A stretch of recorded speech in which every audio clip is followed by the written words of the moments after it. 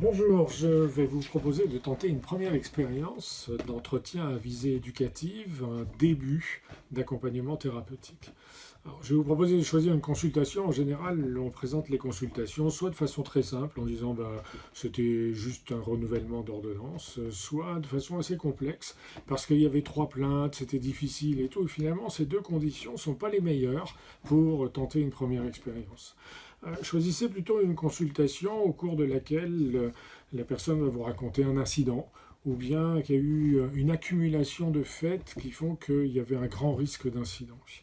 Et ce risque d'incident était peut-être dû au fait que la personne avait mal compris ou bien qu'elle n'avait pas réussi à faire ou mettre en action des conditions qui auraient pu permis d'éviter l'incident ou bien peut-être que les conditions n'étaient pas favorables autour d'elle et que c'était un peu difficile de réaliser les gestes ou bien les actions nécessaires pour ne pas avoir d'incident.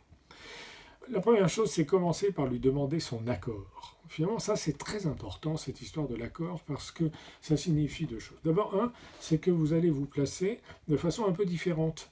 Vous allez demander, est-ce que vous êtes d'accord pour qu'on ait un entretien ensemble? Et ça, vous allez vous mettre évidemment d'une autre façon. Donc, la personne va se dire, tiens, il se passe quelque chose qui n'est pas comme d'habitude. Et puis la deuxième raison, c'est qu'en fait, elle va dire, mais on va parler de moi, c'est ça qui me concerne. Et cette histoire du concernement, c'est très important, parce qu'il faut que la personne ait l'impression que c'est d'elle qu'on va parler et que ça va lui être utile.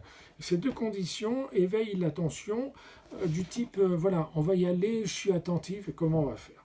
Ensuite, vous lui proposez de raconter ce qui s'est passé. En cas d'incident, c'est comment elle voit les circonstances ou comment est-ce qu'elle a pu faire, mais surtout, ne lui fournissez pas de solution. Ne cherchez pas à trouver la solution qui permettrait de résoudre l'incident, mais faites-lui d'abord raconter. Alors comment est-ce qu'on explore une situation de ce type-là avec la personne? D'abord, on lui pose des questions qui sont des questions ouvertes, du type qu'avez-vous pensé? Comment vous avez fait? À quoi est-ce que ça vous a amené à prendre comme décision? Quelles ont été les circonstances qui ont été favorisantes ou bien difficiles? Quelles ont été les personnes sur qui vous avez pu vous aider, vous appuyer pour vous aider, etc.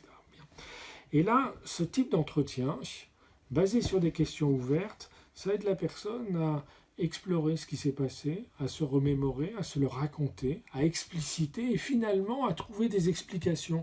Et il y a un certain nombre d'entretiens, vous verrez, où la personne va dire tiens, c'est ça que j'aurais dû faire, ou bien c'était ça la solution que je n'ai pas mis en application.